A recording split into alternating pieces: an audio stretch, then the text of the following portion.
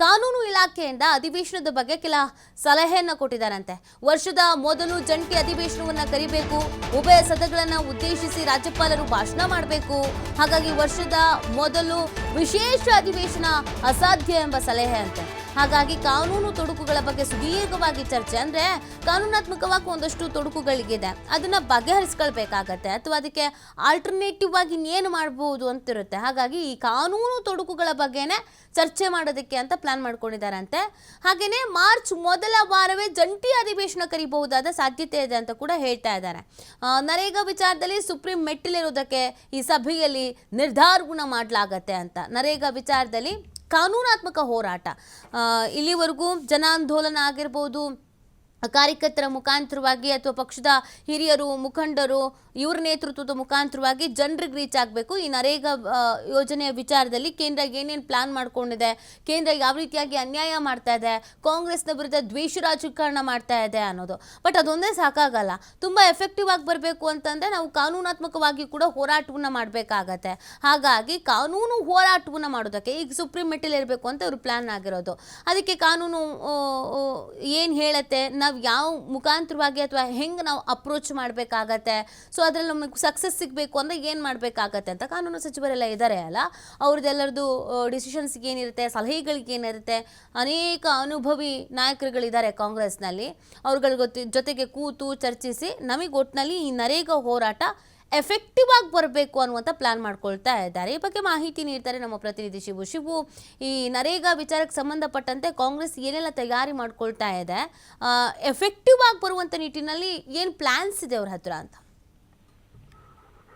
ನೀತಿ ಮನ್ರೇಗಾ ಯೋಜನೆಯ ಹೆಸರನ್ನ ಬದಲಾವಣೆ ಮಾಡಿ ಅದನ್ನ ರದ್ದುಪಡಿಸಿ ಈಗ ಹೊಸದಾಗಿ ವಿಬಿಜಿ ರಾಮ್ಜಿ ಅನ್ನುವಂತಹ ಹೊಸ ಕಾಯ್ದೆಯನ್ನ ಕೇಂದ್ರ ಸರ್ಕಾರ ಜಾರಿಗೆ ತಂದಿದೆ. ಇದರ ವಿರುದ್ಧ ಈಗಾಗಲೇ ಕಾಂಗ್ರೆಸ್ ರಾಷ್ಟ್ರೀಯ ಮಟ್ಟದಲ್ಲಿ ಪ್ರತಿಭಟನೆಗಳಿಗೆ ಕರೆಯನ್ನು ಕೊಟ್ಟಿದೆ. ನಿರಂತರವಾಗಿ ಈಗಾಗಲೇ ಬೇರೆ ಬೇರೆ ರಾಜ್ಯಗಳಲ್ಲಿ ಪ್ರತಿಭಟನೆಗಳು ಶುರುವಾಗಿದೆ.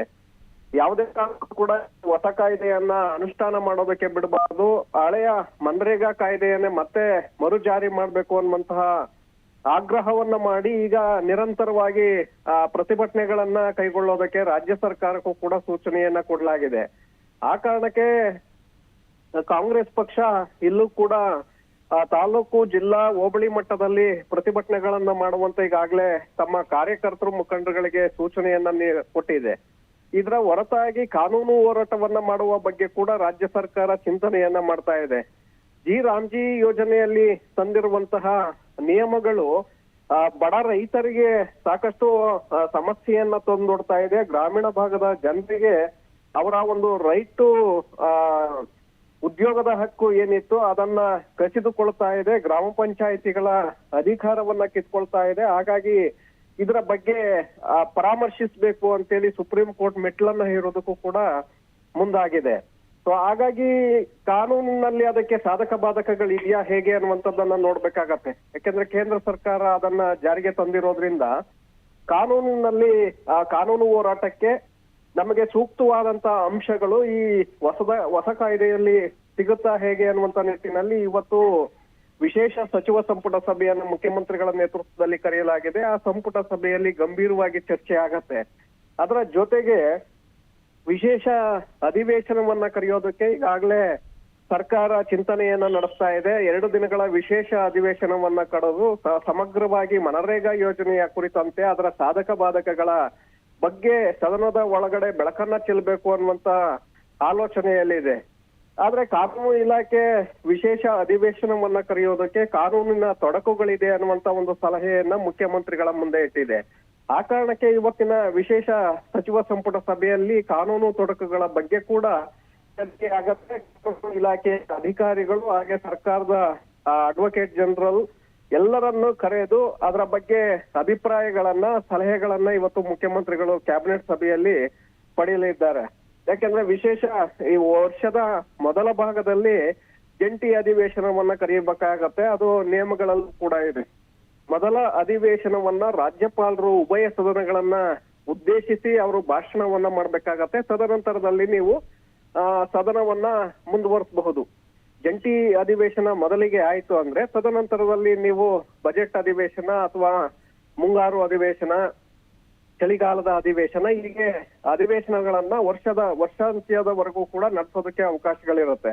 ಹಾಗಾಗಿ ಈಗ ವರ್ಷದ ಮೊದಲ ಭಾಗ ಆಗಿರೋದ್ರಿಂದ ಈಗ 2 ದಿನಗಳ ಕಾಲ ವಿಶೇಷ ಅಧಿವೇಶನವನ್ನ ಕರೆಯೋದಕ್ಕೆ ಅವಕಾಶಗಳಿಲ್ಲ. ಯಾಕೆಂದ್ರೆ ರಾಜ್ಯಪಾಲರೇ ಆ ಅಧಿವೇಶನಕ್ಕೆ ಚಾಲನೆಯನ್ನ ಕೊಡ್ಬೇಕಾಗತ್ತೆ. ಹಾಗಾಗಿ ಜಂಟಿ ಅಧಿವೇಶನವನ್ನೇ ಮೊದಲಿಗೆ ಈಗ ಮಾರ್ಚ್ ಮೊದಲ ವಾರದಲ್ಲಿ ಜಂಟಿ ಅಧಿವೇಶನವನ್ನ ಕರಿಬೇಕು ಅನ್ನುವಂತ ಚರ್ಚೆ ಸರ್ಕಾರದ ಮಟ್ಟದಲ್ಲಿದೆ. ಅದನ್ನ ಫೆಬ್ರವರಿ ಕೊನೆಯ ಭಾಗದಲ್ಲೇ ಕರೆದು ಅಲ್ಲೇ ವಿಶೇಷ ಅಧಿವೇಶನವನ್ನು 2 ದಿನಗಳ ಕಾಲ ಮನರೇಗಾ ಯೋಜನೆಯ ಸಾಧಕ ಬಾಧಕಗಳ ಚರ್ಚೆಗೆ ಮೀಸಲಿಡಬಹುದು ಅನ್ನುವಂತ ಸಲಹೆಯನ್ನ ಕಾನೂನು ಇಲಾಖೆ ಕೊಟ್ಟಿದೆ. ಹಾಗಾಗಿ ಇವತ್ತಿನ ಸಚಿವ ಸಂಪುಟ ಸಭೆಯಲ್ಲಿ ಇದರ ಬಗ್ಗೆ ಗಂಭೀರವಾಗಿ ಚರ್ಚೆಯಾಗತ್ತೆ. ನಾವು ವಿಶೇಷ ಅಧಿವೇಶನವನ್ನ ಕರೆಯೋದಕ್ಕೆ ಅವಕಾಶಗಳು ಆಗತ್ತಾ, ನಿಯಮಗಳಲ್ಲಿ ರೂಲ್ಸ್ ಗಳು ಇದೆಯಾ, ಅಥವಾ ನಾವು ಜಂಟಿ ಅಧಿವೇಶನ ನಡೆಸಿ ನಂತರ 2 ದಿನಗಳ ಕಾಲ ಮತ್ತೆ ವಿಶೇಷ ಅಧಿವೇಶನವನ್ನ ಇದಕ್ಕೆ ನಡೆಸೋಣ ಅನ್ನುವಂತ ನಿರ್ಧಾರವನ್ನ ಇವತ್ತು ಮಾಡಬಹುದು ನೀತಿ. ಓಕೆ, ಥ್ಯಾಂಕ್ ಯು ಶಿವು, ತಮ್ಮ ಡೀಟೇಲ್ಸ್ಗಾಗಿ.